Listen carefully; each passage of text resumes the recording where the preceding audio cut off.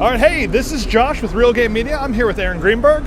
Aaron, nice to meet you. Aaron here has the Xbox One S. Yes, we do. This is the brand new Xbox One that we just unveiled at our briefing. It is 40% smaller. It includes 4K video streaming, also has a 4K Blu-ray player built in, and will support HDR gaming, high dynamic range gaming. So what I'll do here really quickly is just show you what's inside. This launches in August. The 500 gigabyte version will be starting at $299. We also have a 1 terabyte and a 2 terabyte, so there's $349 and $399 depending on the version. But here you can already see, I can hold this with one hand. That's something you probably do today with your Xbox One. But see how much smaller that is. Here, I'll move the box out of the way. Get a good look at this. So we've got a few things here to talk about. So first, you'll notice we've got a touch power button. So we've changed the power button. So it is actually a push-in power button.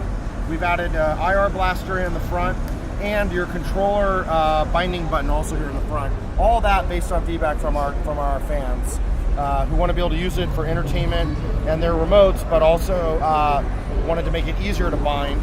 USB port here in the front, 4K Blu-ray player. And then in the back, we've still got HDMI in and HDMI out. So for people like myself, I like to watch my TV through my Xbox One. You're able to get that integration. 2 USB ports, IR for IR blasting, optical audio, and Ethernet. And all of this 40% smaller. And one of the things that people also love a lot is that we've integrated the power brick, the power supply, into the console. So this is it. That's the cord.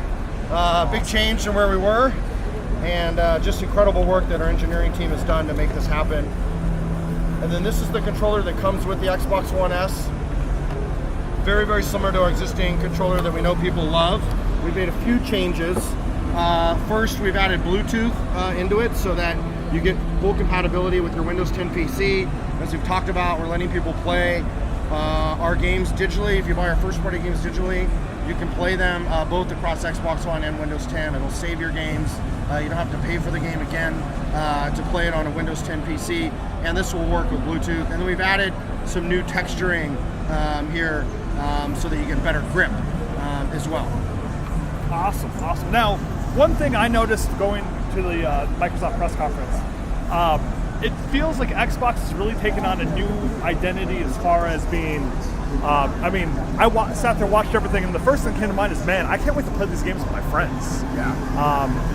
Obviously there's still some solo experiences out there, but just looking out right now, 90% of what I see here is games that you're going to be playing with somebody else. And is that really kind of a direction that Xbox is kind of leaning a little bit more towards? Absolutely. Internally, we kind of talked about this year being the year of co-op because I think every single game we're bringing out, except for maybe one, supports co-op. And, obviously Gears is, well known for it, but, it'll be supported across the lineup. Halo Wars will have it. Forza will have it.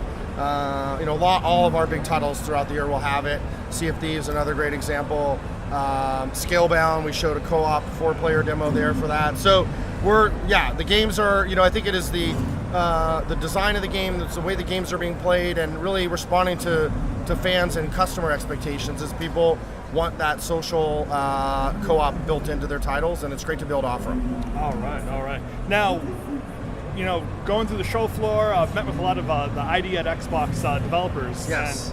And, as far as the way they've been putting things together, I've seen everything from, I'm familiar with Death Stare, I believe it is. Yes. Yeah, just crazy little wacky games. Obviously these are games that start from down here and go all the way up.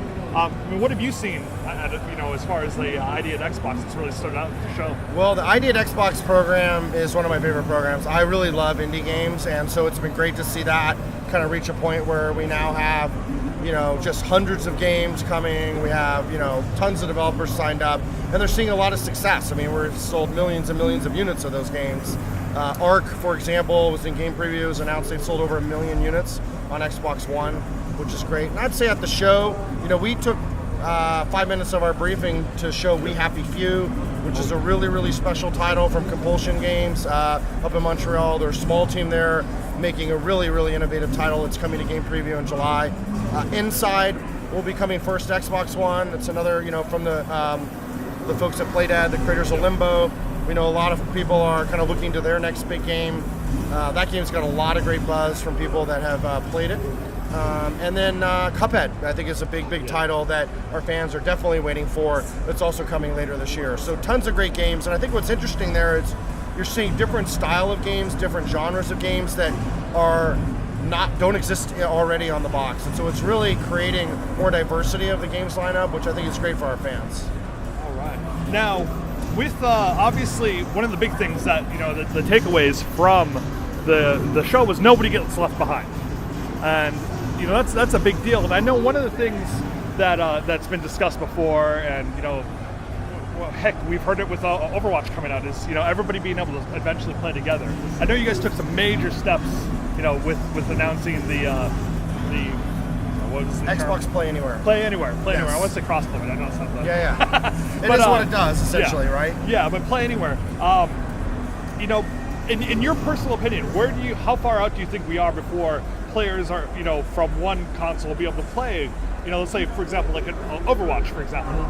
Is somebody going to be able to, do you think we're too far out from that, or do you think it's just a matter of time? Well, I think what you're seeing is that, we're all gamers. We love to play games, and we're really, under Phil's leadership, we've had a vision we've been talking about for a number of years now about putting the gamer at the center of everything we do, that to guide our decisions. And when we do that, we make a different sort of set of decisions. And so first, we know that today when I go and play on other devices, on other ecosystems, I have different friends lists, I lose my compatibility, I can't keep playing my games. And so that's the idea behind Xbox Play Anywhere, is that we're saying all of the new games that we showed at the show, all of our first party titles, digitally, you will be able to play them both across Xbox One and Windows 10. It will be buy once, play anywhere. And so you can start on your console in the living room, go to work, go to, on vacation, and pick up and play right where you left off. The same with the compatibility with controllers. So we want you to be able to do that with your accessories as well. That is part of the vision, is sort of to allow you to play without boundaries and break down those walls that have traditionally existed.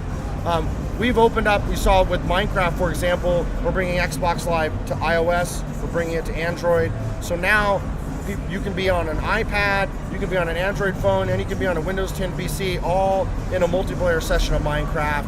You can create and share your worlds through realms and doing that. So we're really kind of pushing the limits there across ecosystems for gamers. It's gamer-centric in a way that I don't think has been done before.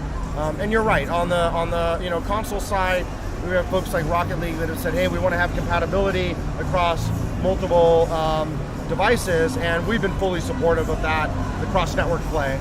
And so we've been working with them to continue to enable that, and of course, the bridge is open on our side, and we'd love to see it connected to wherever the other gamers are at. Well, two more questions. So, to everything that's been out here, what's been the thing that you've said, man, this is amazing. This is it here. Well, I'll say a title that I think has really been a breakout for us at the show has been Sea of Thieves. And, that personally has been one that I've been really close to. I've been working with the Rare team since they originally showed us the concept through the prototype phase. I've been playing it, and now to be able to share it here with people for the first time, allow them to get hands-on is really, really exciting. All right. Okay, and then I guess the last thing I have for you, make it quick, where's Xbox and Microsoft going from here? Well, I think you saw, we're going to be ushering in true 4K gaming. We have a 6 teraflop beast of a console coming next year. We have lots of innovation happening. It's our biggest first-party games lineup over the next year we've ever had. So we're investing in innovation today, lots of power and performance tomorrow, and continuing to bring great games to our fans. Awesome. Aaron, I appreciate you coming. Thank you. Letting us speak with you, and I'm looking forward to the future. Awesome.